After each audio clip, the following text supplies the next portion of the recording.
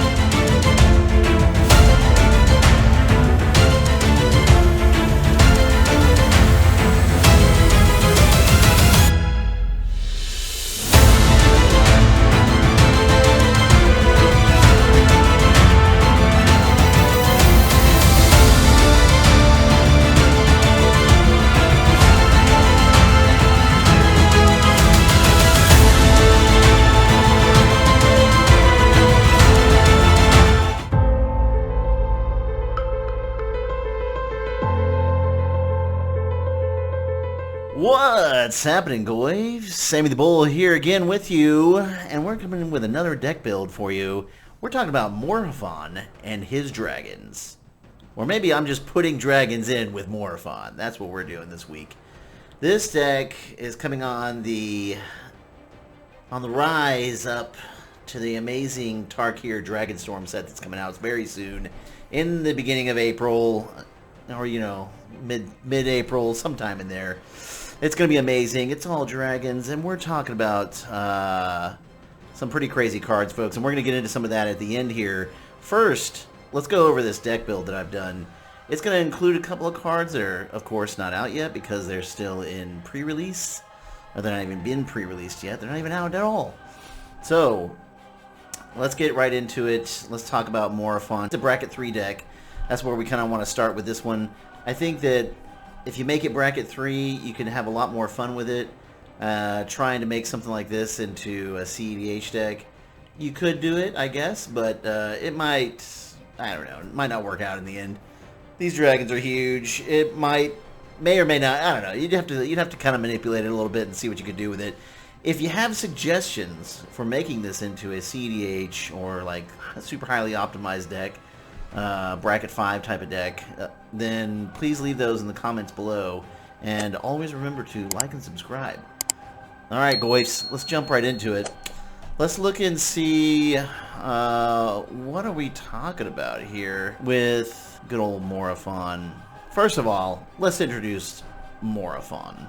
He is Morophon the Boundless, a 7 mana of any color, legendary creature shapeshifter. Has a changeling, which means he is all creature types. So they are also a dragon, right?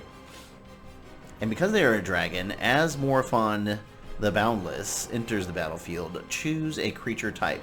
Of course, we're going to choose dragons in this deck. Spells of the chosen type you cast costs Wooburg, meaning white, blue, black, red, green, less to cast. This effect reduces only the amount of colored mana you pay.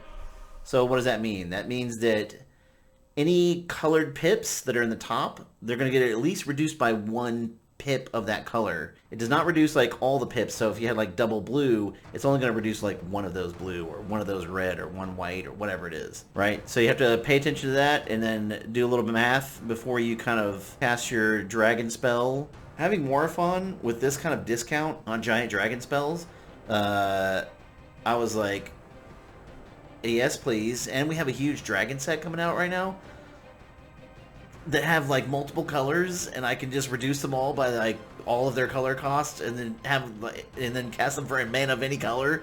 Like, I kind of went nuts when I saw Morophon and I saw, you know, Tarkir coming out, and I was like, Morophon reducing dragon costs, and I could put huge dragons out for like nothing. It will be amazing. Amazing. And it's going to be amazing. You'll see what I'm talking about here in a second. Some of you might have already gone onto my Moxfield. Not a sponsor of the show or anything. We're hoping sometime soon. Who knows when? But not that we're in any kind of negotiations whatsoever, but it's just a hope for the future, right? So not a sponsor of this show on Moxfield, but amazing ability to help you build decks and test those decks.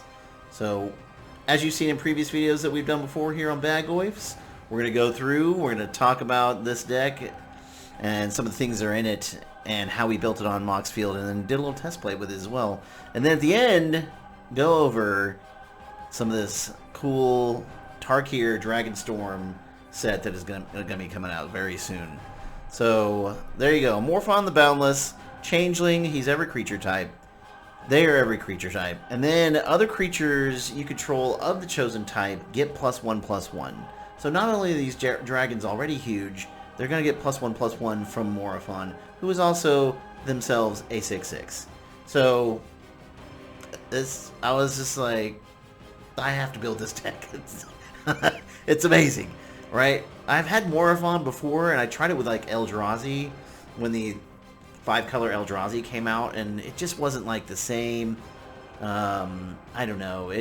Because a lot of the Eldrazi are colorless. Some of the bigger Eldrazi that you really want to get out, that you want to have like a big discount for.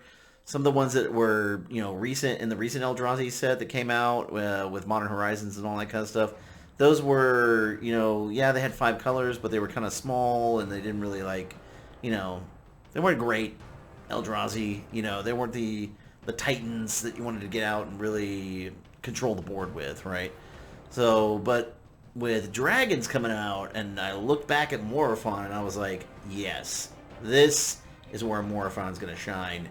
Dragons. Huge dragons, especially dragons that have multiple color pips in their casting costs.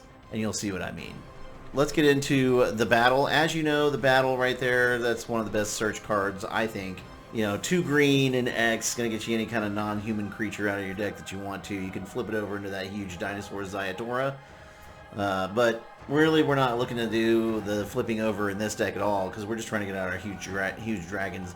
And in the Battle of Ikoria case, we're kind of looking to maybe get out maybe some of our mana dorks or other support pieces and stuff like that to get out the bigger dragons. So, and then we're going to go through our Planeswalkers here.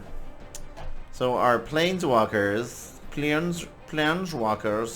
one of the Planeswalkers that kind of had to be in this deck was a Sarkhan Unbroken, right? He's Teamer colors, meaning green, blue, red, and then 2 of any color. Planeswalker Sarkhan. +1, draw a card, then add 1 mana of any color to your mana pool. I mean, you can't get a better +1 ability on a Planeswalker than that.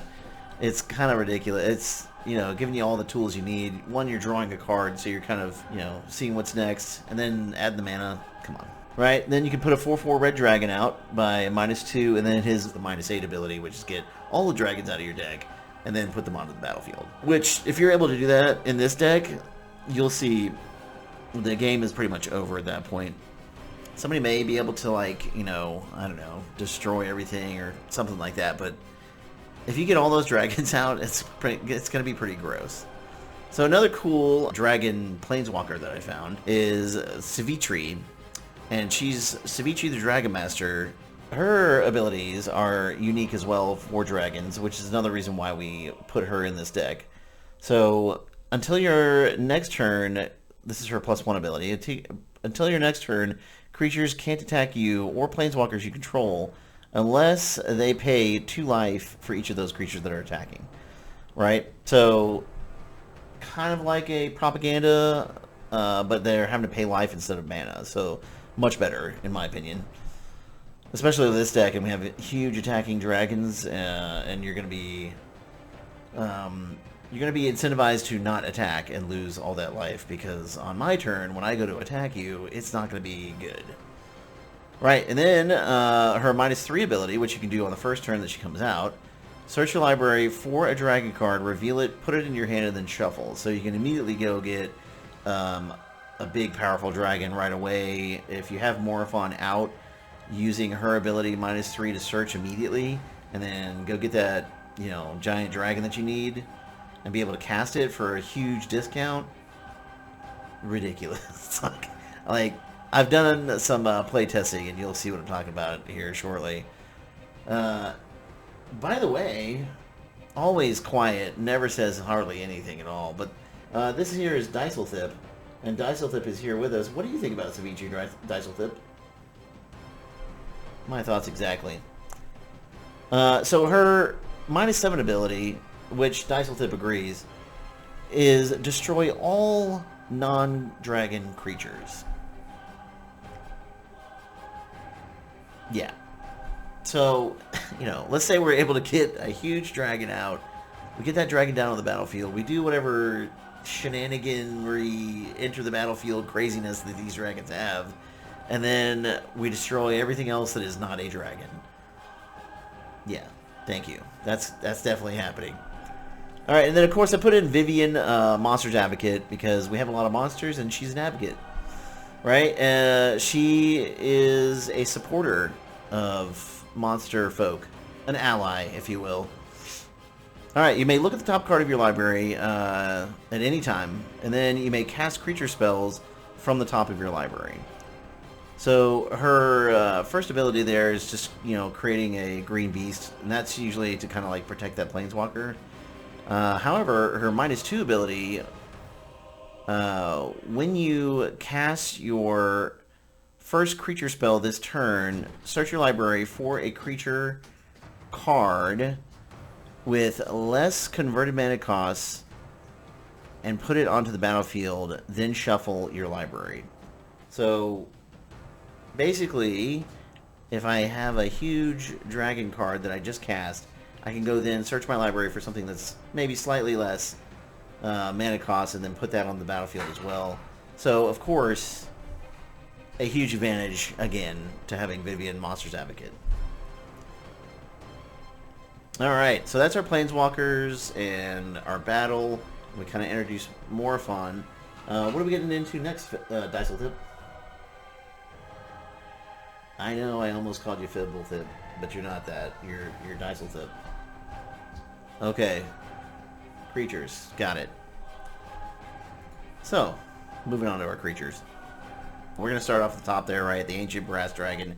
The reason I put it in Ancient Brass Dragon, you roll that d20 whenever he deals combat damage, and then when you do, put any number of target creature cards with total mana value X or less from graveyards, right? So anybody's graveyard, X or less, total mana value. So you're going to get, hopefully, if you roll your dice well, you'll get, you know, a big number on that, and then be able to get something back, you know, and start your board over again. And then, of course, Ancient Copper Dragon. Everybody knows Ancient Copper Dragon. He's the one that has basically, you know, in casual formats, is kind of the dockside extortionist of casual formats. But it's a huge, giant 6-mana, 6/5 flying dragon. So, good for me, especially in this deck. And so, here's what I want to talk about with Morophon. So you saw his discount. His discount is Wooburg. So with Ancient Copper Dragon, it's 2 red and 4 of any color. The only discount you're going to get here is 1 red pip, right? So 1 red mana making Ancient Copper Dragon then 5. And then if you had something else, like one of these other cost reducers, you're going to reduce that mana of any color cost. And that will, you know, that'll be about as much as you get for some of these single color dragons. Some of the other ones that were, you know, that you can see up there can almost be free in this deck, which is kind of ridiculous. And then, of course, we have Ancient Silver Dragon, another Elder Dragon that a lot of people know. It's an 8/8 flying, and whenever it deals combat damage, you also roll a d20. Of course, all of these came from the Dungeons & Dragons sets that came out. You draw cards equal to the result on the d20. So drawing, who knows, like 12 cards or something like that, it can get way out of control. But I put these in here because you're going to get some sort of discount Even if you don't get a discount, we have other ways to like cheat out dragons and stuff, as you saw with like Vivien and Sarkhan and all that kind of stuff, and even Sivitri. We can go and get that and put it in our hand at least. It's going to be amazing. Alright, so Delighted Halfling, of course, to help us cast our dragons. It's just a mana dork. And then Dragonlord Jamoka, another great dragon that I saw. I was like, you know, this has to be an include. It says when it can't be countered, and then your opponents can't cast spells during your turn.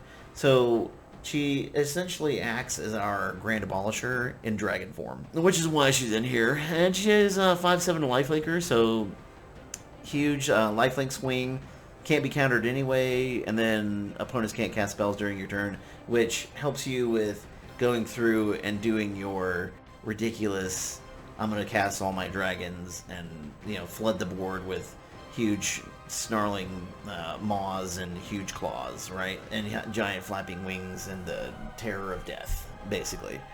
So that's what she kind of helps you do. She's your Grand Abolisher. Some other little like support creatures, of course. We have the Dragon Master Outcast and the Dragon Speaker Shaman. Dragon Speaker Shaman kind of does our reduction of our mana of any color, right, by 2. And then Dragon Master Outcast is kind of a cool card, a 1/1 that basically at the beginning of your upkeep, if you control 6 or more lands, which, you know, we put a little bit more lands in here, you'll see that, you can just basically create a 5/5 red dragon token with flying. So more dragons coming down. The deck's full of them, folks. We're full of dragons. Some more mana support, of course, in your Elvish Spirit Guide, Esper Sentinel for the draw. Some of these, I kind of put them in, like Esper Sentinel, I might take out. I don't know. It is a cool card. It's like almost like in a 5-color deck, it's almost a must include because it is a creature body that allows you to get a draw off of when your opponents are going. So when your opponents are doing stuff, they're casting their spells, you get to get a draw off of it if they don't pay for it. Here's another one that so I thought to myself also, okay, I have a lot of huge creatures, they're all dragons, and then what is a way that I can produce a ton of creature mana and not be like out of the bracket 3 bounds for cards? And that was a food chain combo, right? So food chain, I put that in here as well, the food chain combo. And you'll see some of the game changers that I'm playing with are specifically for food chain in order to basically create that big amount of food chain creature mana that is created, and then use that to cast all my dragons and stuff like that. Even though they're a huge discount already, you might as well just create a ton of mana. And also there's other ways to win using food chain, right? So as you'll see. So Eternal Scourge, you can cast that from exile. So a great card for food chain because it exiles the creature, creates an amount of mana that's 1 plus its cost, and its cost is 3, so you get 4 mana of that color, and then you can continue to do this over and over and over again until somebody stops you, right? Fierce Empath, I put that in here because it's another great search card for a giant dragon type that's going to cost you 6 or more mana, and there's plenty of those in here, so definitely an include. Galazeth Prismari, another one that I was kind of like, should I include or not? But if you look at the casting cost of Galazeth, right, a red and a blue and 2. So if I had my Dragon Master Shaman out and I had Morophon, this guy's basically free, right? He just comes out on the board for free. And I was like, so he comes out on the board for free, creates a treasure token. And then any of my other artifacts that I have can also be tapped for mana to cast instants and sorceries. Not that I have a whole lot of those in here because I mostly focus on dragons, but really cool. So there you go. Ganex was another one that, because I do have a ton of dragons, I was like, Ganex makes sense in this deck at least because I'm going to be getting some sort of benefit from having Ganex in here. Lots of dragons coming down. And also he doesn't care. The thing about Ganex is he doesn't care if it's a non-token dragon or a token dragon. So if I'm creating token dragons with like Dragon Master Outcast or Lathalis or something like that, then Ganex doesn't care. He's just going to create a treasure token whenever that dragon enters. So that's good. And also fairly cheap, and especially if there's a discount happening, you know, this guy gets even cheaper. So all of these cards, not really dependent on Morophon being out, but it obviously is good if Morophon is out because then all of these things become exponentially cheaper. And yeah, like, but it doesn't really matter as much, you know. Like, it's still, there's other things that I have that are going to discount things, or just put the dragons onto the battlefield, right? So it's not necessary that we absolutely have to have Morophon, especially if he's getting hated off the board and taken away and exiled and killed and whatever. Because I guarantee you, when people start to see like what this deck is doing, they're gonna want to get rid of Morophon, because that's your big discount, you know, broker. He's cutting all the deals, you know, making sure that you're gonna get all these dragons out here for, you know, a huge discount. You know what I'm talking about? Anyway, so he's making your huge discount happen, and then Ganix is creating treasures, so you can use the treasures to cast the other dragons, blah, blah, blah. It all synergizes, folks! Oh, it's amazing. It's all dragony. I love it. Anyway, Goldspan Dragon, of course, flying haste 4/4. Again, double red, but, you know, if you have Morophon out, one of those goes away, so now he's only 4 mana, which is great. And then if he's even less mana, yeah, you know, I mean, come on. It just gets better and better as he goes. And then this one, of course, has haste, so if it attacks, you immediately get the treasure token. And then the treasures, if he's out, they're all 2 mana. Treasures that produce 2 mana. Oh my gosh, casting even more dragons. It's ridiculous. As you'll see in the test play slide shot that I did. Oh my gosh, it's amazing. A Graveshifter, it's a shapeshifter, right? It has changeling, so it is a dragon, right? And it's based off of that old card that is basically the same thing. It's 4 mana for a 2/2 that essentially gets you a creature out of the graveyard. But this one is a dragon, and I was like, wow, it has changeling. It's a dragon, and I can, you know, pull one of my giant dragons that, of course, is going to get hated off the field. You know that when any of these things come down, something is happening to kill them, right? Somebody is going to be out for their blood and get them off the battlefield immediately. All right, another great one here, Hellkite Courser. We're playing Commander. You might as well play with Commander cards that synergize with your Commander, let you get your Commander out on the battlefield. So, yes, your Commander has to return to the command zone at the beginning of the next end step. We don't really care about that. If we can have Hellkite Courser come down and give us Morophon onto the battlefield, and then for that turn we're able to just go ham and cast tons of dragons, we don't even care if Morophon goes away at that point, because once we're casting tons of dragons, there's going to be lots of interaction and lots of enter the battlefield type of effects that are happening. So likely you're going to be creating treasures, likely there's going to be a lot of damage and stuff happening, as you'll see as well. So yeah, so having that Hellkite Courser is like I've been waiting, I'm gonna cast this now, we got a lot of gas to go, and we're gonna dragging out the whole board. Here we go. Right, so Korvold, Faker's King, a must-have in this deck. There's tons of treasures being slung about in this dragon layer that we're creating. And Korvold, of course, cares about things that are getting sacrificed, and you have to sacrifice a treasure, you know, in order to use it. And yeah, so that's happening. And you'll see in the test play that this dude gets like just nuts, insane. Basically drawing out your like entire deck. Yeah, so there's, you know, caution with that. You know, if you're creating a whole ton of treasures and you're using them to sack and, you know, make Korvold huge and draw your whole deck, you know, just kind of slow yourself down at some point and be like, okay, do I really need to do that? Do I need to have the 55 cards in my hand, or do I have enough already and we can just, you know, carry on here? We can never have enough cards in our hand, by the way. Just to let you know, right? Right, Dusselton? Yeah, he agrees. All right. Lathalis, Dragon Queen, of course, when a non-token dragon, so she cares about tokens, if it's non-token or token. And non-token dragon, so we have tons of dragons. You're going to have Lathalis trigger. There's going to be more token dragons that are coming out. It's ridiculous. And then she can give all of the dragons +1, +0. So a huge buff, just to like take it over the top, right? You know, just like Stallone taking it over the top. Come on. He always has like the most intense face. It's amazing. Alright, you can tell I'm an 80s brat. I love all the Stallone movies. All right. Lozon, Dragon's Legacy. All right, legendary creature, Dragon Shaman. Of course, this guy has to be in this deck here, right? So he's a 4/2. He's kind of weakish. We don't really care about that. We can practically cast him for free if Morophon's out, because the two pips go away, right? Immediately. And then if we have our other discount people out, or other discounts of whatever nature, then he's even cheaper. So comes out. And then whenever you cast an adventure spell, which we don't have any adventure spells, or a dragon spell, Lozon deals damage equal to that spell's mana value to any target that isn't a commander. We don't even care about hitting the command. What we care about is hitting people's faces with dragon, right?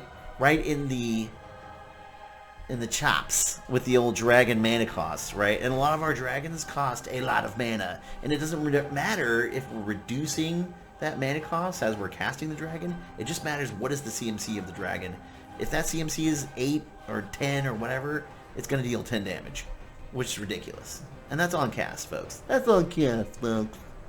Magda, of course, we've talked about Magda before on here. Brazen Outlaw. She goes and gets dragons. You can sack some of those treasures. Go search your library for a dragon or an artifact. Whatever you need. She's here for you. She's a dwarf. Hello, I'm a dwarf. My name is Magda. I ride dragons and I go and take treasures and go get your artifacts as well. I imagine she's like a female Arnold Schwarzenegger or something like that.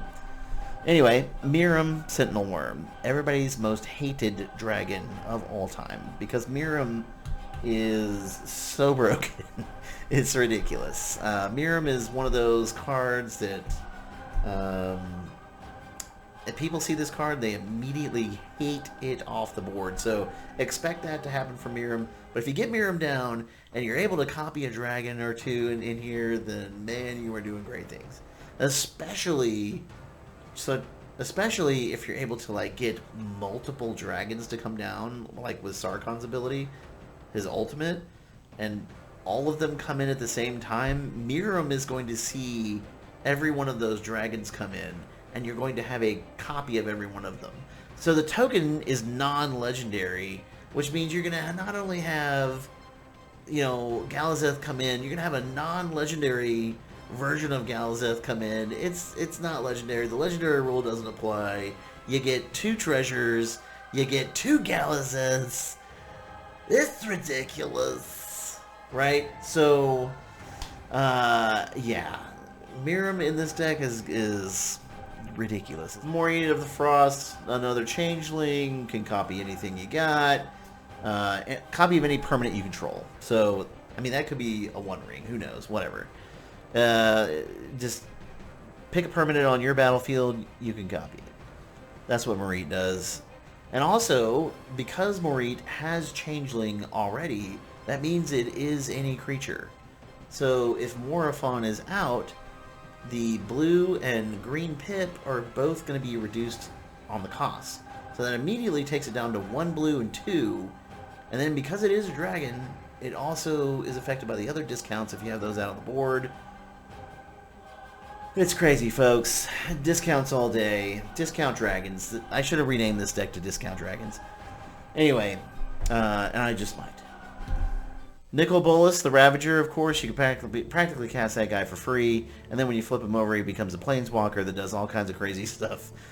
Old Gnawbone, everybody knows Old Gnawbone. How could you not love Old Gnawbone? Because guess what it does? For each creature that deals damage to a player, create that many tokens. So equal to the amount of damage that is happening, that's how many treasures. So if Old Gnawbone's out, and you got a kobold, fake escape, you know, it's just game over.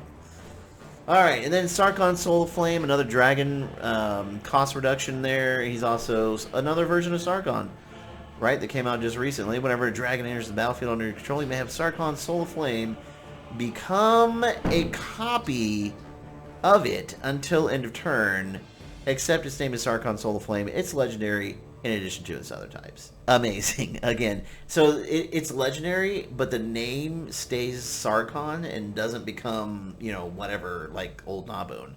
so that you don't have the legendary rule apply. Yes, they're both legendary, but the legendary rule doesn't apply. Sarkhan is just now a copy of Old Nabun, right? With Sarkhan's name. And still reducing dragon costs. And still creating crap tons of treasures. It's ridiculous. Alright, and then a fan favorite, one of our goys reached out and was like, hey, you know, can you make a Scion of the Ur-Dragon deck, you know, and do like a build? And I was like, I'm getting something close, and it's called Morophon.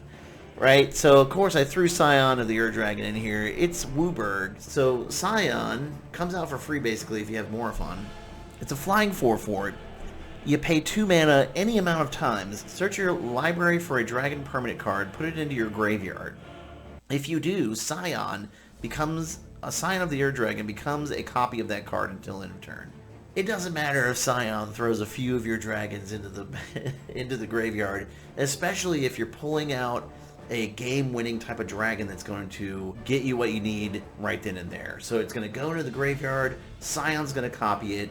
Let's say it's a copy of the Ur-Dragon or any of these other dragons that you pull out, put it in your graveyard, make a copy of it with Scion of the Ur-Dragon.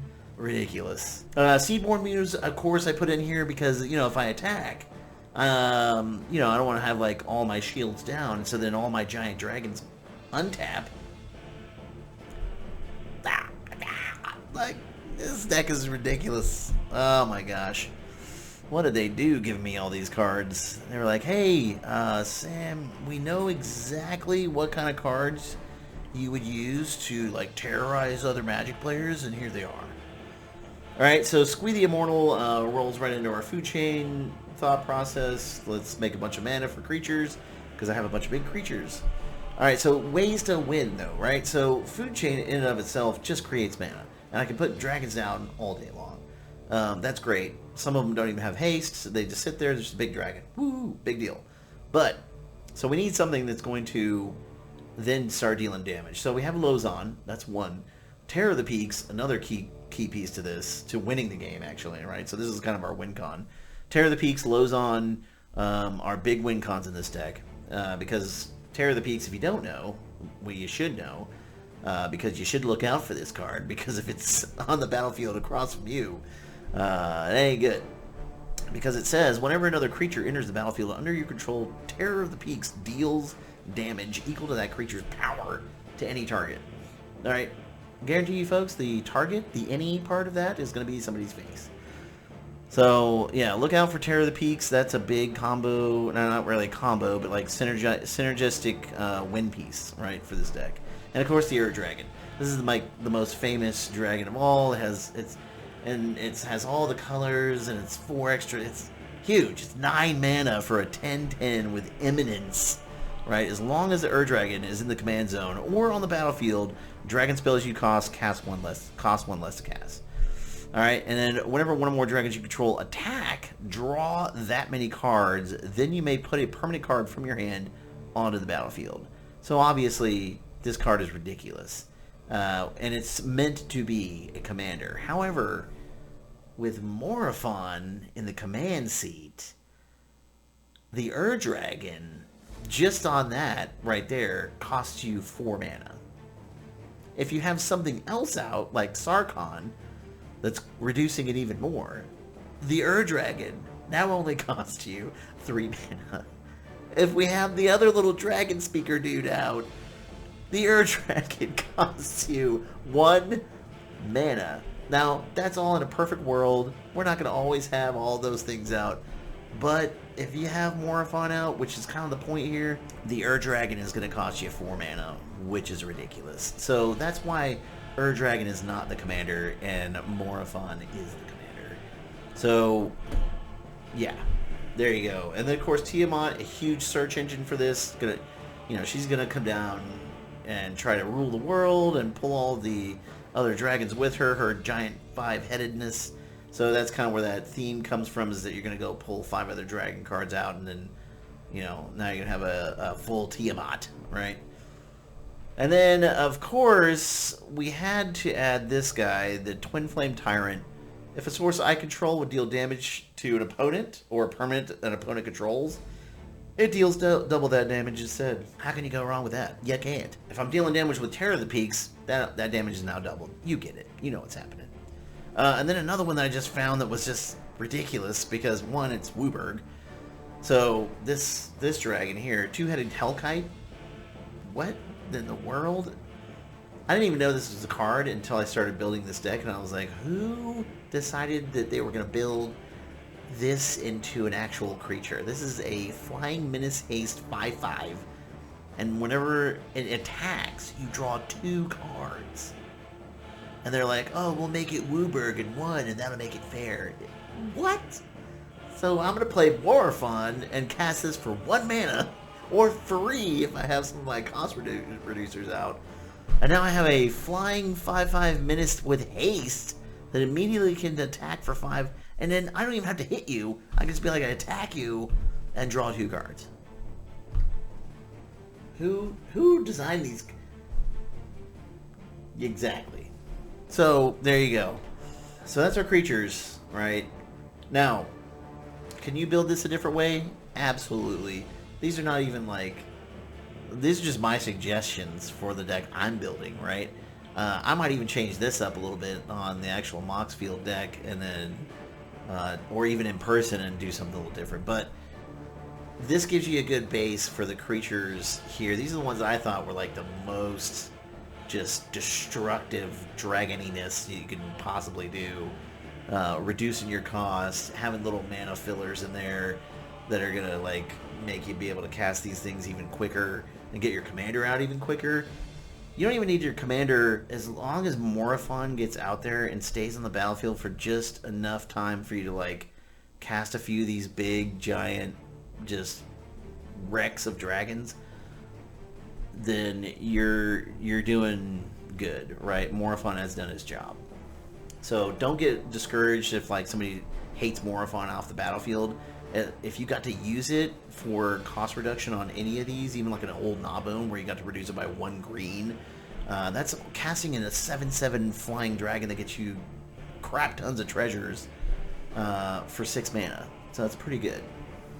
So keep that in mind. Morophon, very important. Very want to get that down and do its thing, but don't get discouraged if you're like hating Morophon off the battlefield. Just have fun with it because guess what? You got more giant, you know, badass dragons coming down on the field. Alright, so let's jump into our sorceries and our instances. Very light on the instance and sorceries. Everybody kind of knows what these are. I just kind of chose like some very specific few ones. Might even change these up a little bit, but you know. So I did Finale of Devastation. You know, it's not a game changer, although it can be a game changer because it definitely changes the game, especially if you're casting it for the 10 or more, right? That 10 or more, yeah, that's going to get some games for you right there. That Finale of Devastation. So search your library and or graveyard for a creature with mana value X.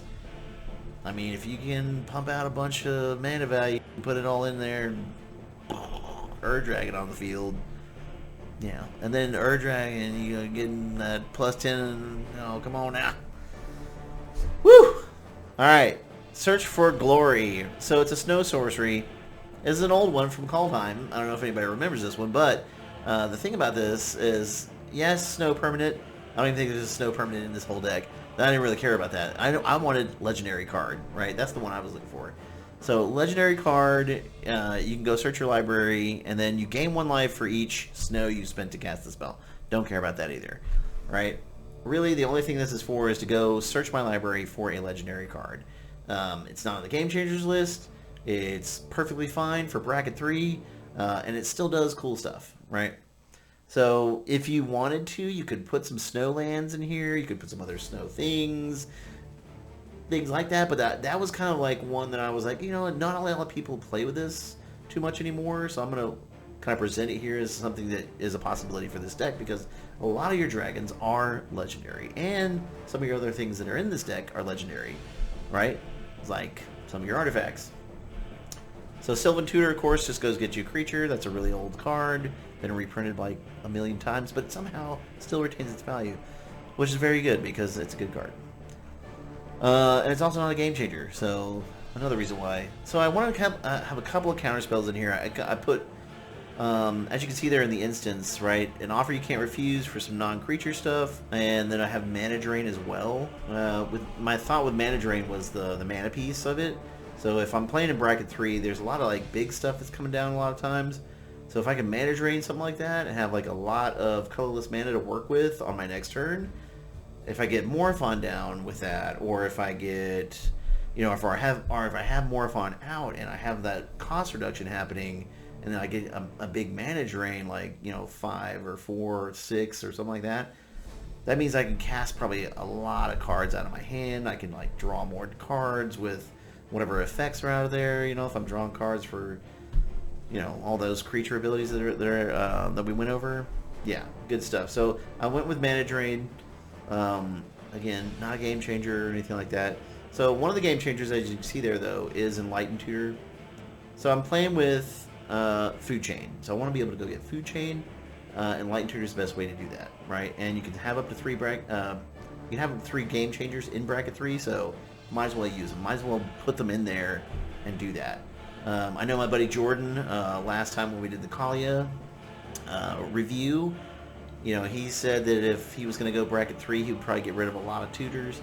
I mean, they're not disallowed, right? And if it's not disallowed, you might as well play with it in bracket 3, because you're still trying to optimize in bracket 3. It's not like we're trying to dumb down the deck to like completely, you know, exhibition level 1 casual. We're still kind of trying to optimize it a little bit. And I think, you know, when you're playing something like Food Chain that's going to be able to produce a lot of mana and stuff like that, you want something to be able to go get it. So there you go. Heroic Intervention, of course, you know, if we want to try to save ourselves at least once. And another Dragon Search card that I was like, you know, not a lot of people play with this. A lot of dragons are coming out, you know, very soon. Sarkhan's Triumph. It's an instant Dragon Search spell. So 1 red and 2, search your library for a dragon creature card, put it in, reveal it, put it into your hand, and shuffle your library. Very simple. It comes from the old Cons block, and at instant speed. And I was like, this is at instant speed as well. What? Oh man, so perfect for this deck. You know, you can go search up any dragon in here at all. The biggest dragon you can find.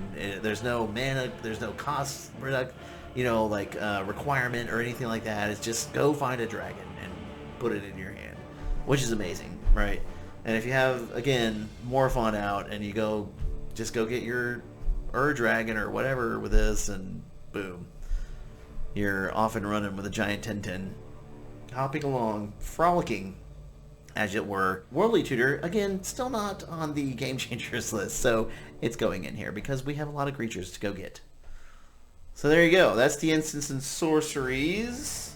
Alright, let's get into our artifacts and enchantments. Let's go over those real quick. So, one of the main reasons I kind of, and you can see this in the artifacts here, so one of the main reasons I kind of wanted to even build this deck was because I saw that Mox Jasper that's coming out. And that is a beautiful card. And I love dragons. And so the requirement is you have to have a dragon on the field. And I was like, I think we can handle that.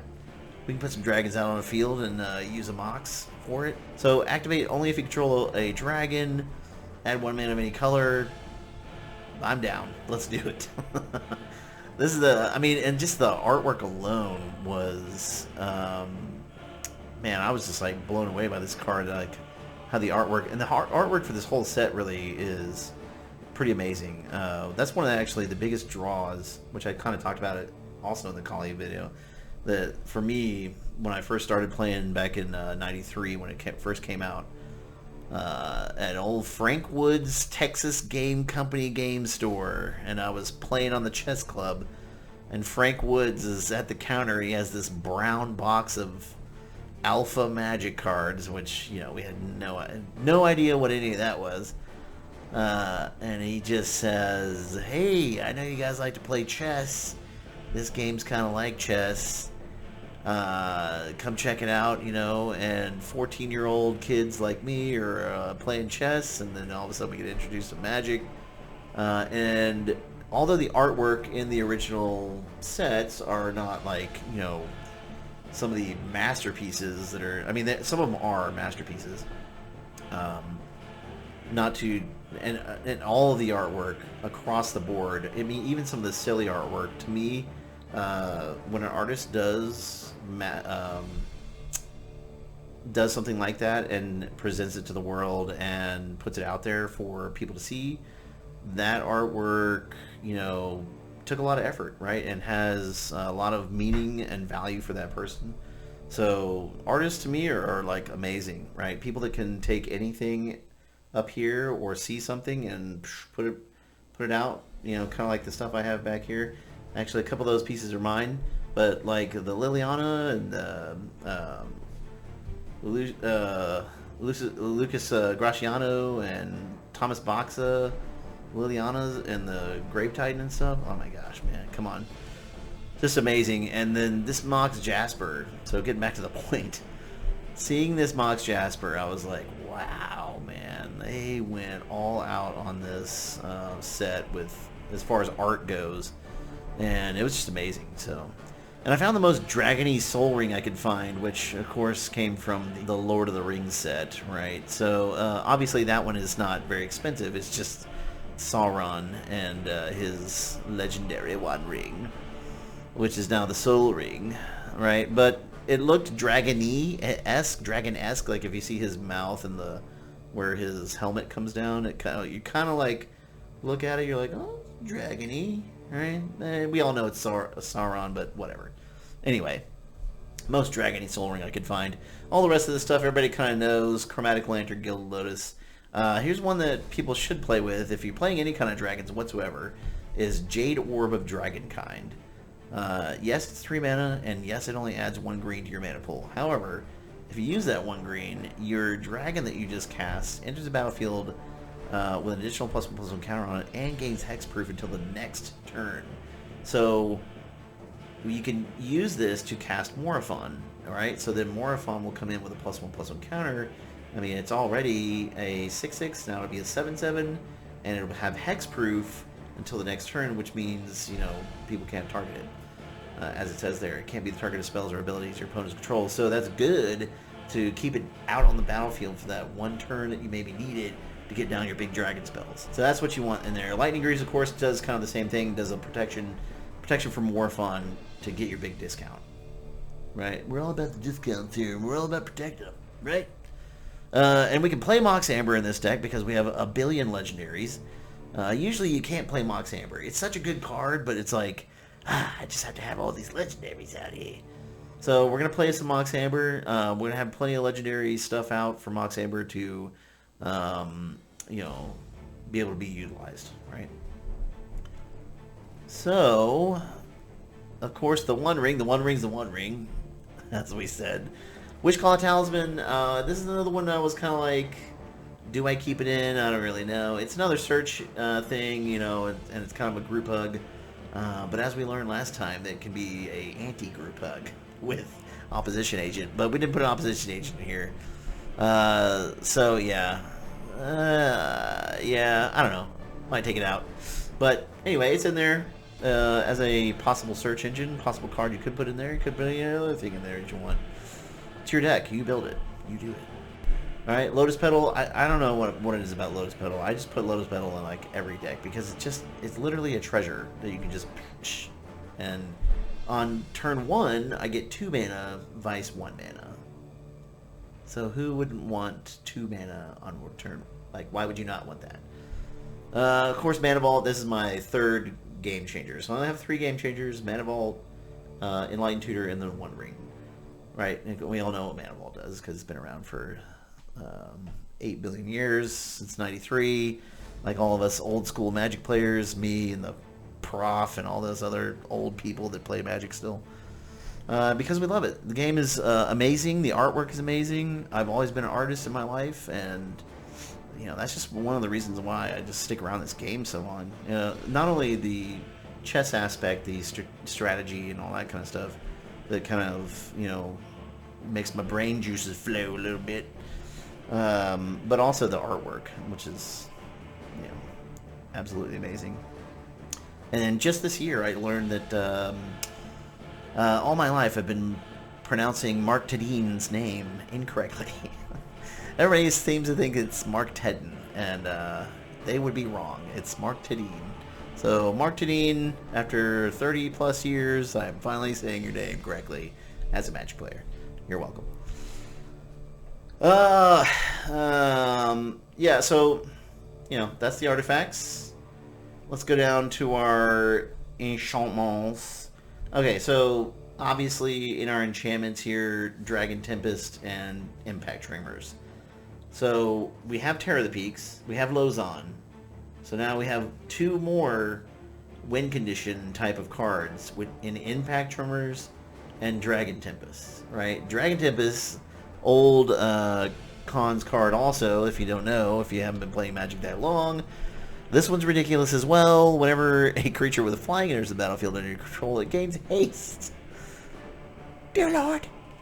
And then whenever a dragon enters enters the battlefield under your control, or enters nowadays, it deals X damage to target creature or player, obviously player, because we don't really care about people's creatures, unless you're keeping us from doing something. But we will hit people in the face with this card, just as with every other card, right? This is a win con. We're trying to win with this kind of card. Target creature or player where X is the number of dragons you control. We're going to control a lot of dragons, right? If you saw Lathless obviously poops out dragons. The little shaman dude poops out dragons. There's going to be so many dragons on the battlefield, it's ridiculous. And so also, the other great thing about this card is it doesn't care about token or non-token either. It just says whenever a dragon enters the battlefield. It can be any kind of dragon. It can be a token dragon and a non-token dragon. Who cares? Right? So, yet again, amazing. And then all of them gain haste. So imagine, you know, you have one of those turns where you got Morophon out, and then you cast in a bunch of dragons because they're all huge discounts, and then you have Lathless out who's making more dragons, and then all these dragons are coming out. There's damage being dealt by everybody, and then you can swing out all of those dragons. So you have a huge dragon flight coming across the board as soon as they all come out on the battlefield. Ridiculous. And then, of course, Food Chain. We talked about that quite a lot already. That's kind of just one of your, you know, ways to get a bunch of mana and stuff. One of the ones here that, of course, these are all interchangeable. You don't have to play with any of these cards. But I did like Tiny Bones Joins Up because it's yet another way, whenever a legendary creature enters the battlefield under your control, any number of target players each mill a card and lose a life. So we have a lot of legendary creatures in this deck. Might as well use Tiny Bones Joins Up to disrupt gameplay, make people mill cards, and then lose even more life with Tiny Bones. Sylvan Library is, of course, just another draw effect that is not a game changer, right? So it's not Rhystic Study, it's not Mystic Remora. You can play with it or not. You don't really need to. Your dragons draw you a crap ton of cards. I mean, Corvold draws you a gajillion cards. It's crazy. Alright, so there you go. That's all of our main cards in the deck. We're going to kind of go over some of our lands here. They're kind of run-of-the-mill because with this deck we're playing 5 colors, right? So when you're playing 5 colors, you want to play with all of the dual lands, all of the shock lands, and you want to play with all of the fetches, right? So that's 10, 10, and 10. Right, so 10 duels, 10 shocks, and 10 fetches. That's 30 lands right there. So we only got, you know, we have 34 lands in this deck, so we only have like 4 more land slots where we're going to be doing something else, right? So one of those things that I kind of thought of, which, and again, you can do whatever other little utility lands you want to throw in there. I went with Plaza of Heroes because it is legendary specific, right? Helps you cast, or use 1 mana of any color to cast a legendary spell. Right, Dice with it? Yeah, that's right. Alright, and then any mana of, add 1 mana of any color among legendary permanents you control, so once you have a bunch of those dragons out there, you can use, I mean, once you have one of the Wooburg ones out, there you go. You're good. You have access to any mana. And then, of course, you can exile it, and target legendary creature gains hexproof and indestructible. So that's good as well, right? So we can, another way that we can kind of help save our commander or save one of our big dragons, it's maybe giving us a discount like Dragon or something like that. instead of having it hated off the board. Haters. Haters hating all my big dragons off the board. It's ridiculous. I swear. Alright, so another one is Cavernous Souls. Obviously, we couldn't put a whole ton of counterspells in here, and we want our dragons to come out on the battlefield, so Cavernous Souls is a good way to do that.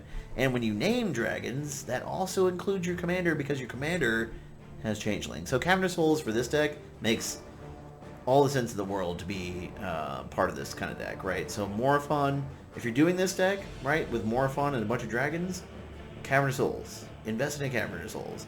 All the rest of these lands in here, you could just get like other dual lands and stuff, but you want to get at least some that are searchable and get lands out into your battlefield quickly.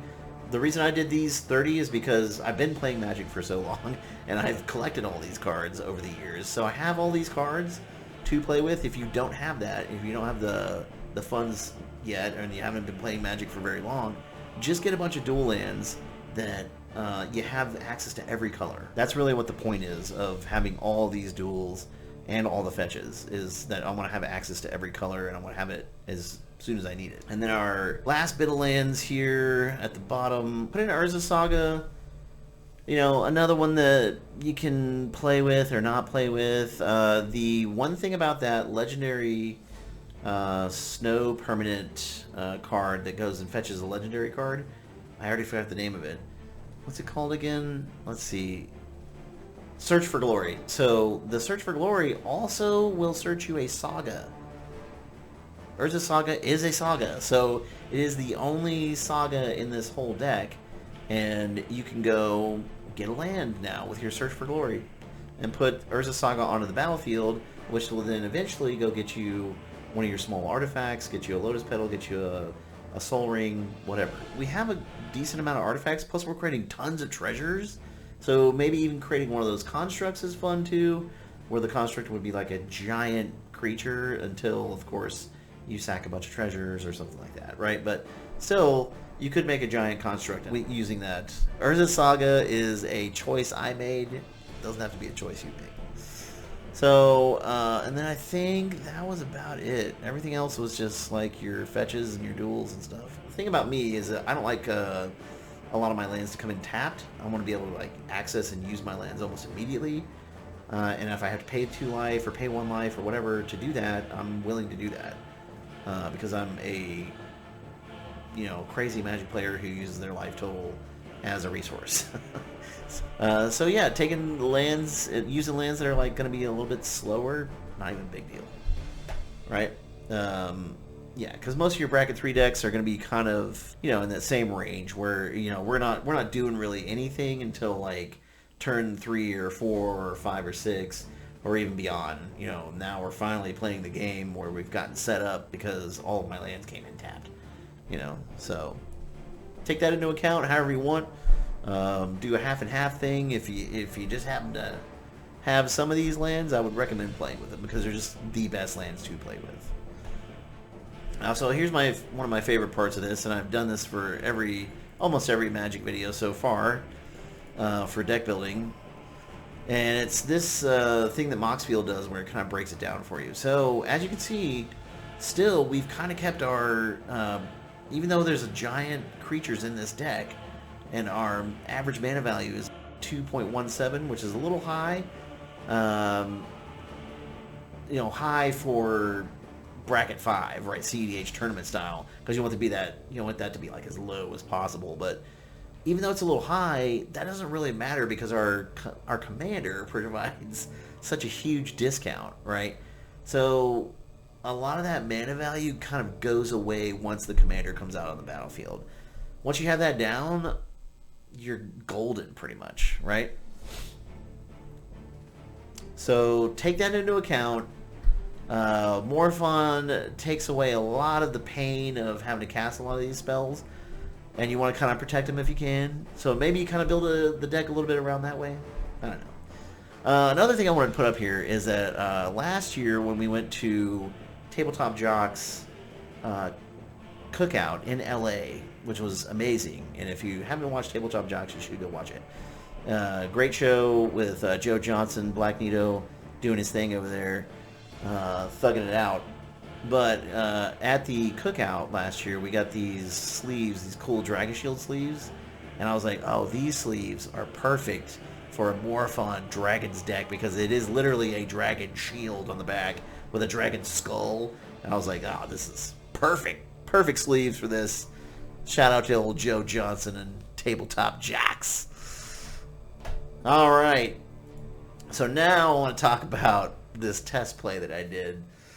This test play was ridiculous. Now, when you're test playing in Moxfield, obviously you're not playing against somebody else. So, you know, you don't have real data here, but you can see what is happening, especially if there's just not a lot of interaction, or even if there is some interaction, some of this is going to happen, right?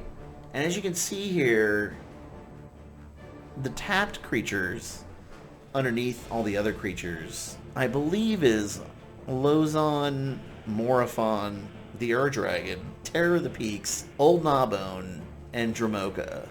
All of those were, on this turn, tapped and attacking. They attacked.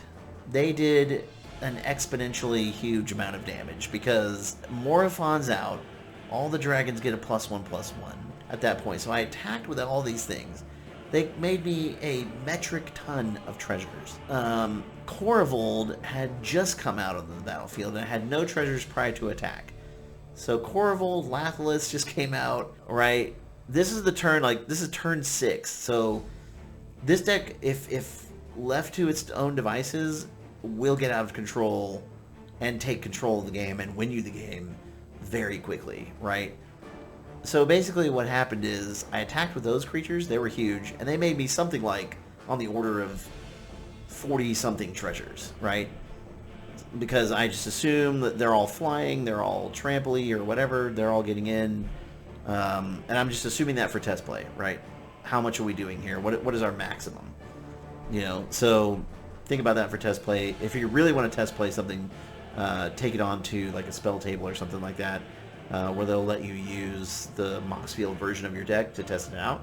That's a good way to test out a deck because you have other players now that are interacting with you, telling you counterspell that or destroy that or exile that, and then you're like, okay, this is like a good actual game that's happening, right?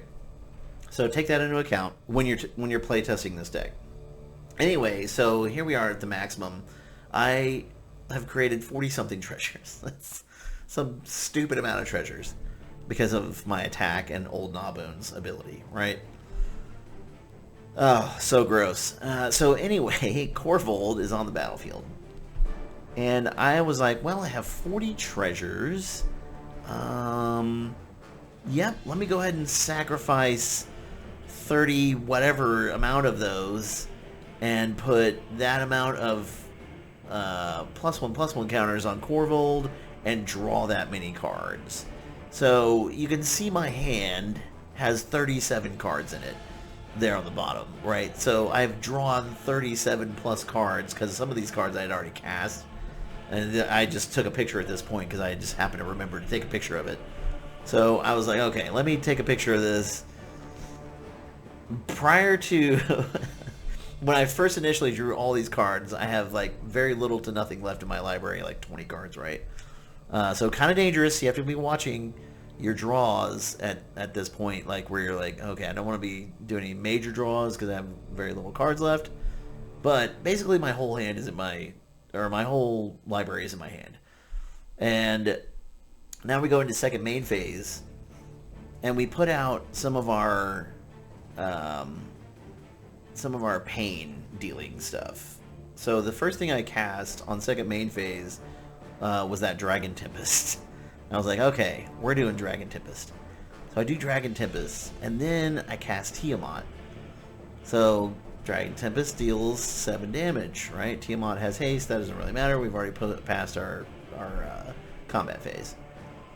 So deal 7 damage to random whoever the hell. And then I go get 5 other dragons out of my deck. Luckily, there was still 5 dragons, or changelings, in my deck. You know, changelings that are dragons. Because changelings are dragons at all times. In the deck, in your hand, in the graveyard, wherever they are. They are all creature types at all times. And for our purposes, they're dragons at all times. So I can go search those up with Tiamat because they are dragon types.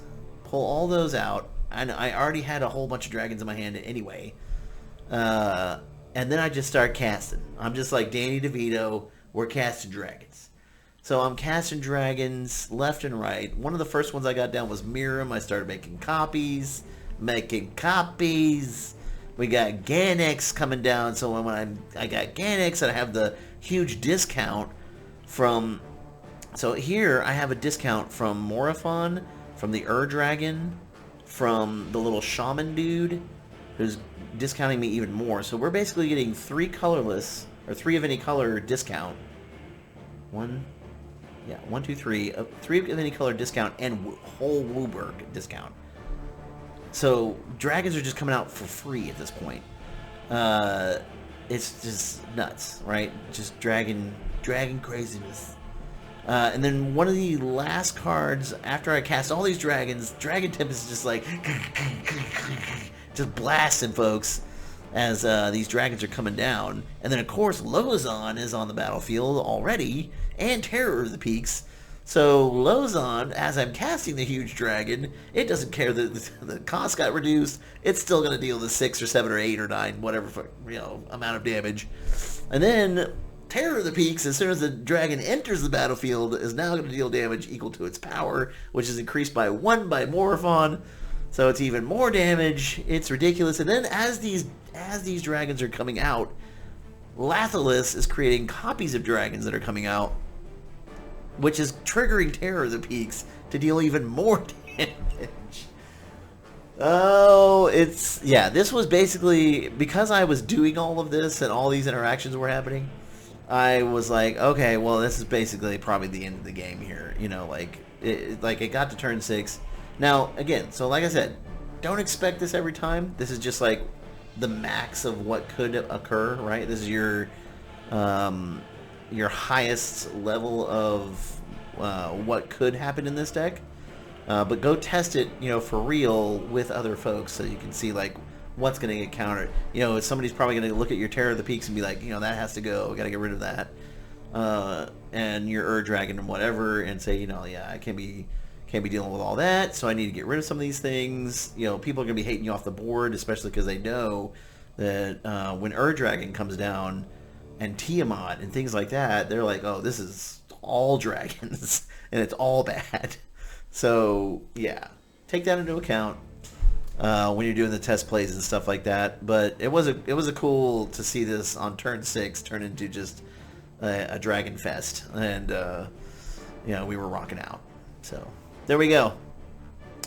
Pretty cool. It was a lot of fun building it and then going and doing a little test play like this. It came out pretty good actually. So it was just ridiculous. Yeah, everything that is happening on this board right now is insane. So. Yeah, what else was happening on this board? I mean, Tiny Bones was out there, so that was dealing an extra loss of life and a mill effect. Ganex was creating treasures. I mean, I had free dragons coming down that were dragons, and then, not legendary, like legendary and dragons, but those are coming down, and then just come down for free, and then creating a treasure for free. One of those, which was the 2-headed Hellkite, right? Just comes out for free, and then Ganex just poops out a treasure. That is Morophon Dragons. That's my build. That's the test play. That's everything that I kind of put into this deck so far. And we're on the cusp of the new Tarkir set coming out. And so that's what we're going to get into next here, is talk about some new dragoniness. We saw the Mox Jasper. So we saw the Mox Jasper come out in this build, and at that time when I built this deck, a preview had not been released fully yet. So now that a lot of those have dropped though, and we're about to see these Tarkir cards come out in a pre-release, I have some special stuff here for you. So let's get it right into it. First off, fetch lands are coming back. Look at these cards, folks. I mean, I talked about artwork earlier, and there's been a lot of sets where artwork has been incredible, right? So the Kamigawa Neon Dynasty all those a lot of sets that have had like a ton of beautiful artwork. I mean, even the Bloomburrow set with all the otters and lizards and whatever, all that stuff was amazing as well. Just the artwork alone. But man, they're redoing of the fetch lands here, at least these 5 fetch lands, and having different arts for them and stuff like that. Just amazing. And then these are the creme de la creme. This is, in my opinion, and I've been playing Magic since 1993. I'm telling you, right now, those basic lands, those are the best basic lands of all time. Hands down, best basic land artwork, in my opinion, of all Magic basic lands. You can argue the unglued lands and yeah, like the space ones and all that, but these basic lands right here with the dragon eyes, incredible. If you take like the blue one and you really drill down deep and you get like a magnifying glass and look at that artwork, I mean, the detail in that is incredible. So yeah, Ron Spencer, I mean, he's a bastion of Magic artists in the first place. Like, Ron Spencer's been around, pretty sure, from the beginning.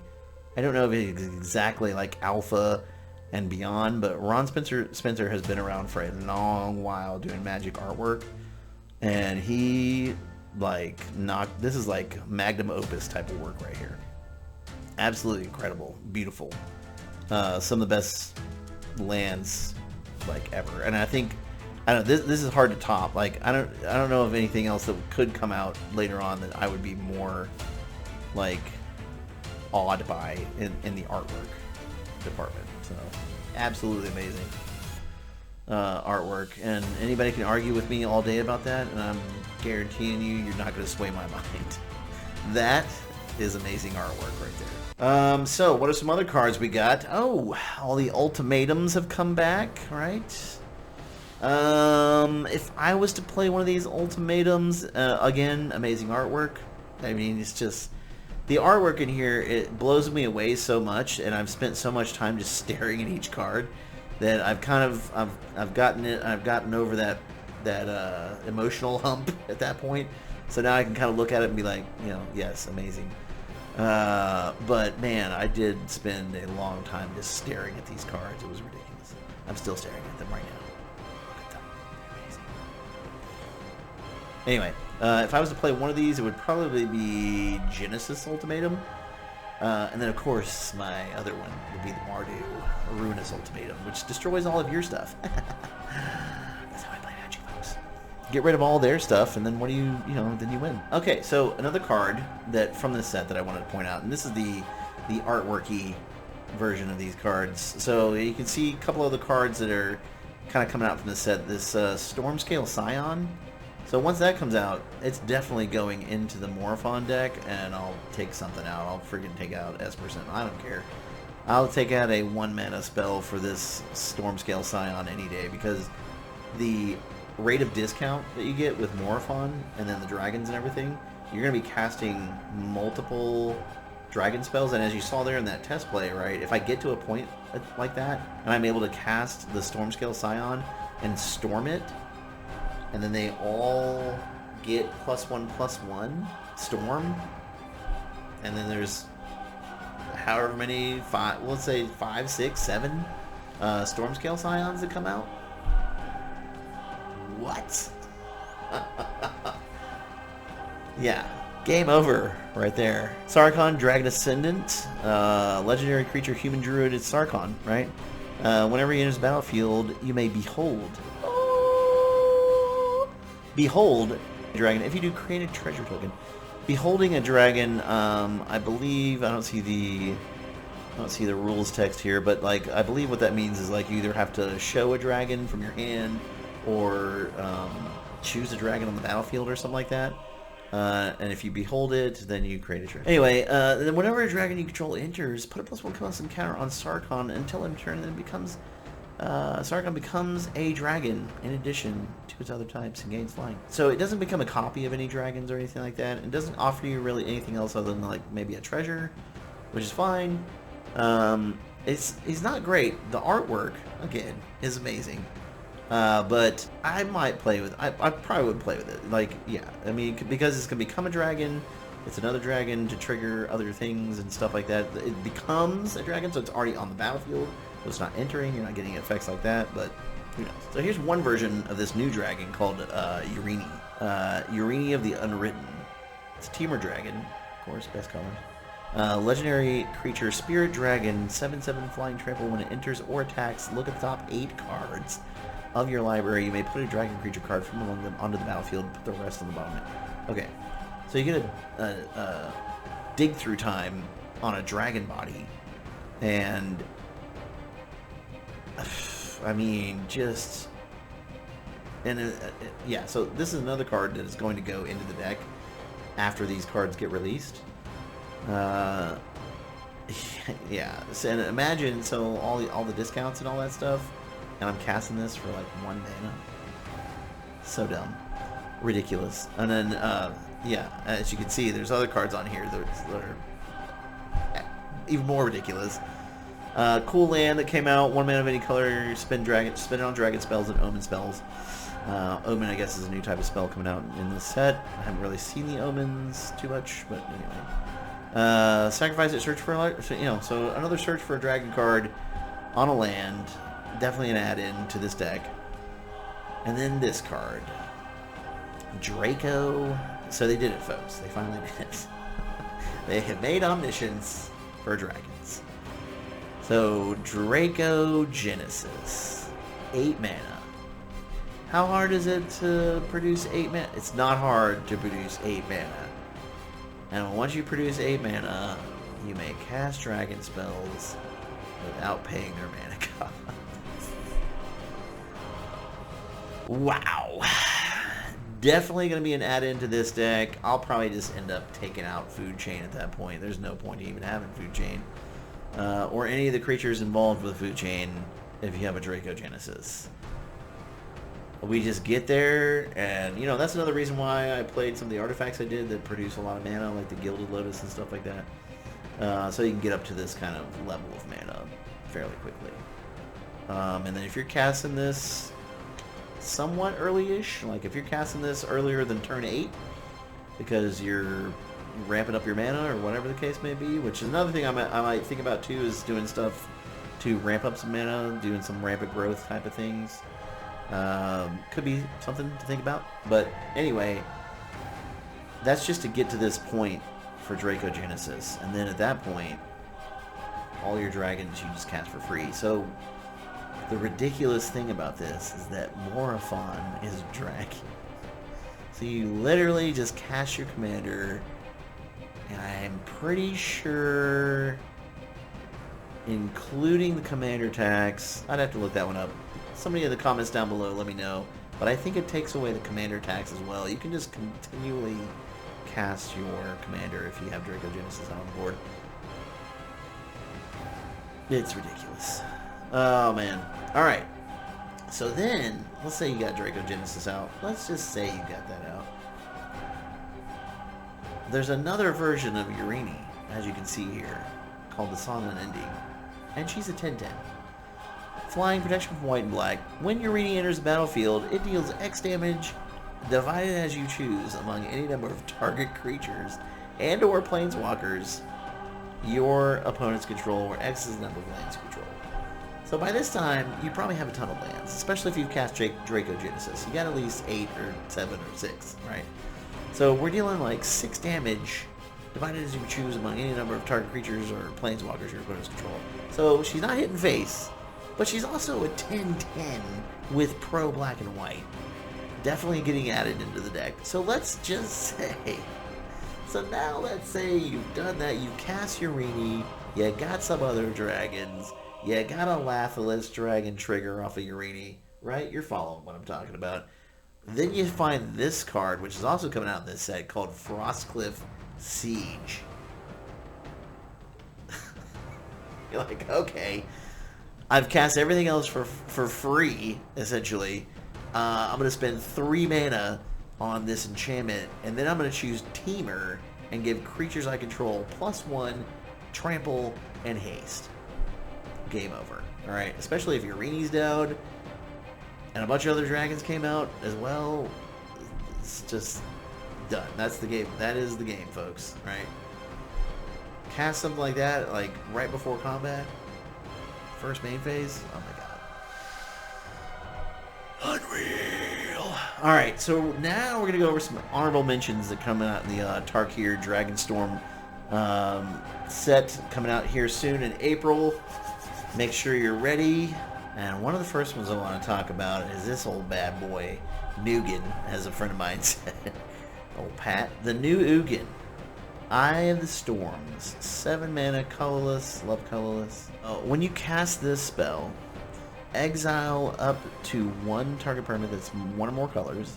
Whenever you cast a colorless spell, exile up to 1 target permanent that's 1 or more colors. Whenever you cast a colorless spell. So, yeah.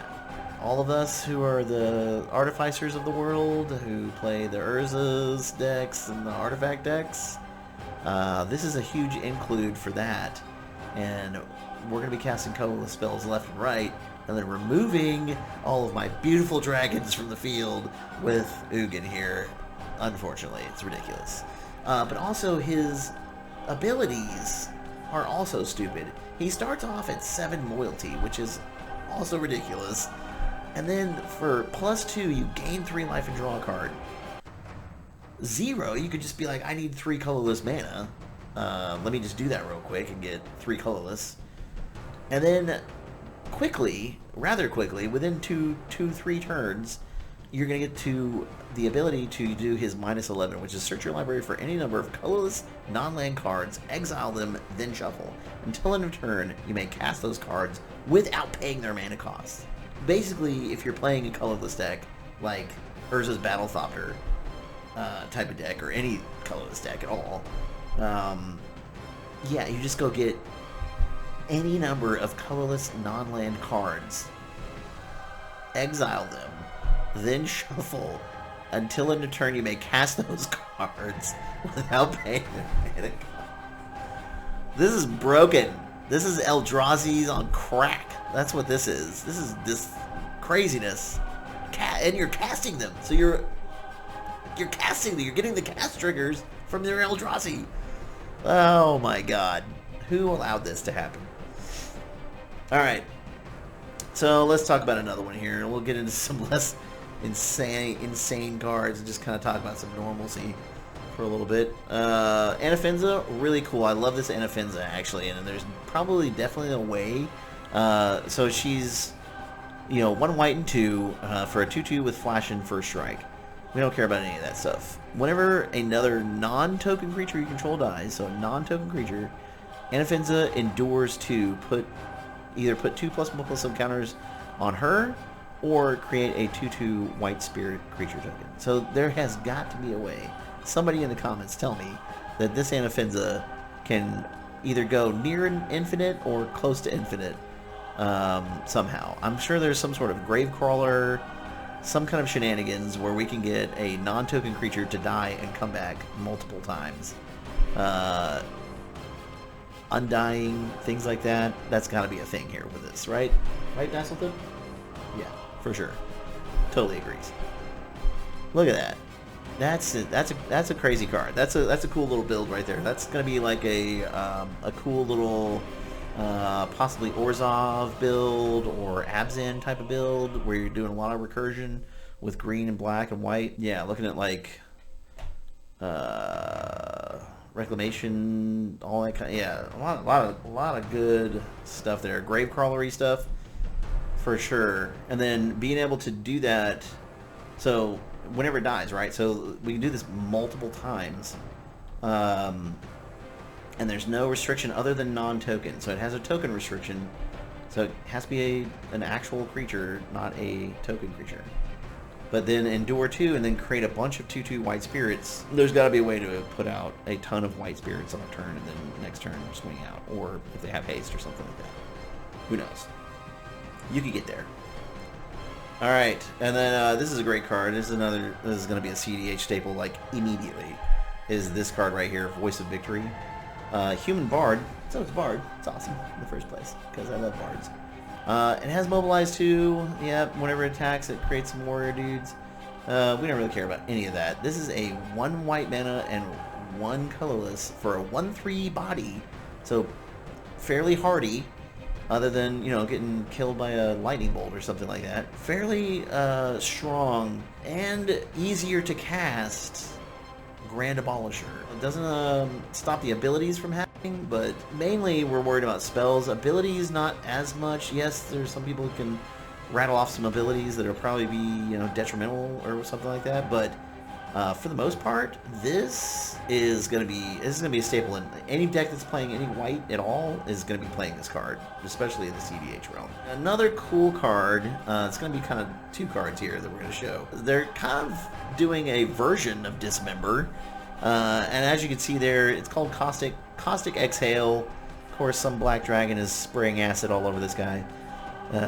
It's terrible. But anyway, as an additional cost to cast this spell, Behold a Dragon. Okay, so here's our Behold text right here. To behold a dragon, choose a dragon you control, or reveal a dragon from your hand. I behold the dragon. Oh, I don't even know what that means. Anyway, it's kind of a weird mechanic. There's, like, they just wanted to be dragon-centric, so they did something cool with dragons. Anyway, it is 1 black mana, so it's an instant spell, 1 black mana. Target creature gets -3/-3. For casual and for constructed 60 card formats, this is a card right here. This is a big time card.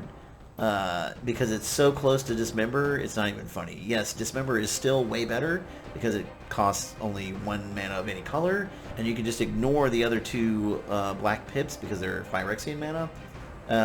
And what that means is you can just pay 2 life instead of actually paying the 1 black mana.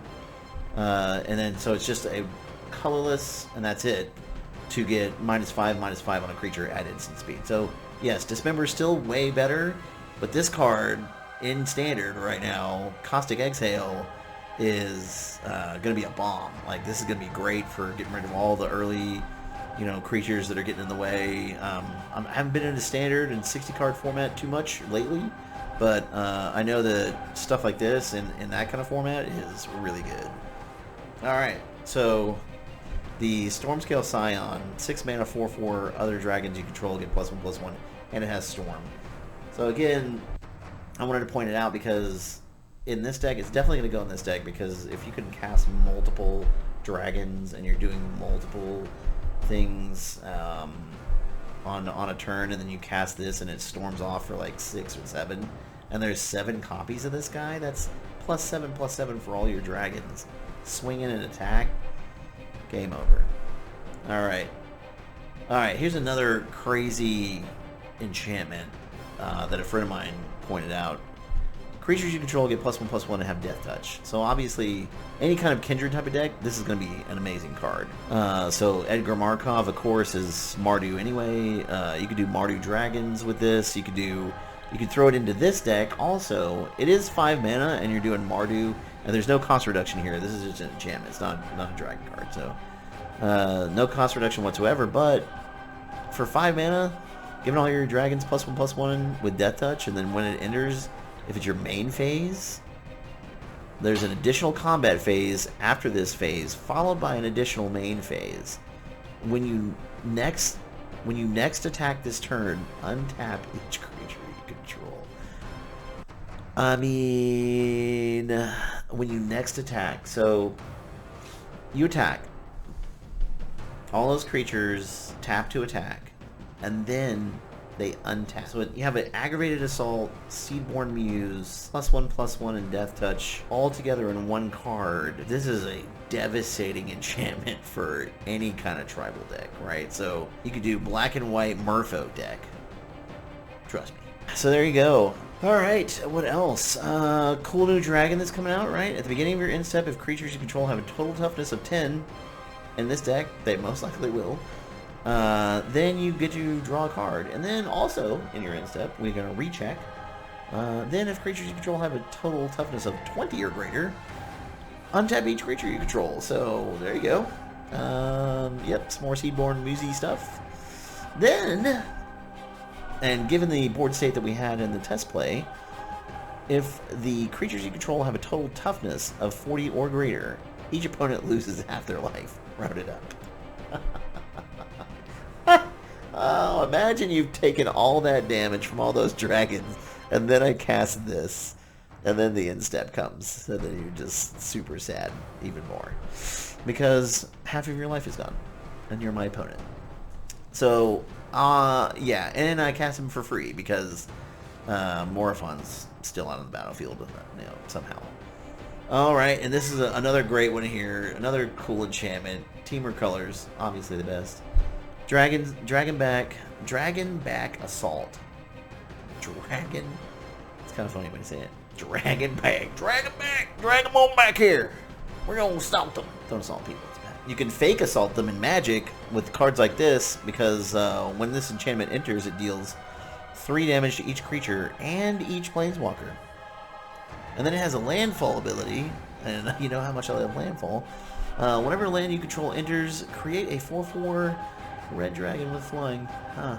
Well, I wondered what else I was going to be doing with my lands as they were coming into the battlefield. So now, you're telling me that if I just play one land, I get a 4/4 flying red dragon. Okay, I accept. Ridiculous. Yeah, so it's kind of like that Baloth's creature card, where like if it had a landfall ability where it would create a 4/4 Baloth on a landfall. But this is way better because it's a flying 4/4 red dragon. Yeah. Slightly better than a little Baloth. So, also, Elspeth's coming back to play. Another classic Planeswalker, since Planeswalkers have kind of been a thing in Magic. So, Elspeth, Stormslayer, 5 mana. This is one of the amazing artwork prints that she comes in. This is probably going to be, I think, on the more expensive end, this version of it. And then there's like less expensive versions of her. So, Legendary Planeswalker Elspeth. If one or more tokens would be created under your control, create twice that many tokens. So now she's an Anointed Procession. Great. And then on her +1 ability, we're going to create a 1/1 white soldier creature token, and then we'll immediately have two soldier tokens. How about that? Oh, we got one more cool thing to show. They didn't leave anything out of this set because they also created a cool Dragon Eye Wastes. I mean, look at this card. Again, Ron Spencer going all out. Now we have a colorless Wastes with a Dragon Eye. So every colorless deck that I'm going to make with Ugin is, of course, going to include these Wastes. Because how could it not? Because look at that amazing detail right there. Ron Spencer, congratulations to you, sir. These Dragon Eye lands are absolutely incredible. The artwork on them is just, some of the best I've seen in Magic in a long time. And one of the things that I do kind of agree with the professor on is the fact that Magic kind of needs to get back to artwork that is Magic centric, or like the Magic realm centric, right? I kind of agree with that. I do see what he's talking about there in some of those cases, but like I think with the Dragons set that we have coming out here, the Tarkir set coming out, like we got there. This set is. This is all I need for the year. I mean, I love Spider-Man, and it's cool. I'm gonna get some Spider-Man, but I'm just saying, this Dragon set is doing it for me for the rest of the year. You know what I'm saying? This is like some good stuff here. So, hope you all enjoyed that. We did a little rundown of what's coming out in Tarkir. We built a cool Morophon Dragons deck that you can kind of now upgrade whenever Tarkir comes out, and make it whatever level you really want to. You can, dumb it down or make it super tournament specialized, and if you do something that's like super tournament specialized, I would definitely probably go a lot more heavy on your mana rocks that are gonna get you the most amount of value, like your Grim Monoliths, stuff like that. And I know I said that I didn't really know what I would do, but I've been thinking about it a little bit as we've been talking here, and that's really kind of what I would do. Is I would really make that deck if you're gonna make Morophon Dragons a tournament deck that you want to take to like a cEDH tournament. Yes, I understand that it's not in the top tier decks at all, but it would be extremely unexpected to have a Morophon come out, and then in the same turn, an Dragon comes down. So that would be pretty gross. Your opponents would be kind of scrambling because those are creature spells, and at the tournament play level, there's a lot more of like non-creature things happening. So people are not going to be expecting a giant dragon to come out in a cEDH tournament.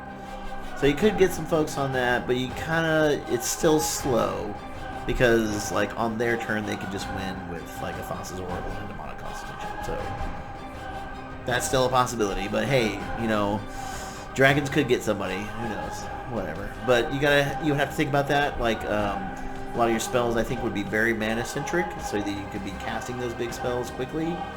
And then you want some protection. You want a lot of, like, don't do anything to me on my turn kind of stuff, so that I can go off, put a bunch of dragons out, and even go search for dragons and get my Terror of the Peaks, my Lozons, my other stuff that's going to just be dealing the damage immediately. Because I think that's really where you would be focusing, and it would be definitely food chainy as well. You would have to have the food chain, I think, in there. The Draco Genesis, however insanely amazing that card is for dragons and kindred decks, in a cEDH level, it's just not going to cut it, right? It's 8 mana, and there's nothing reducing that cost whatsoever. Especially in tournament play. So you're and a lot of times you might get to turn 8, you might be able to cast that card, but I wouldn't count on something like that in a tournament because people are trying to win a lot quicker than that, right? They're trying to go for the win as quickly as possible.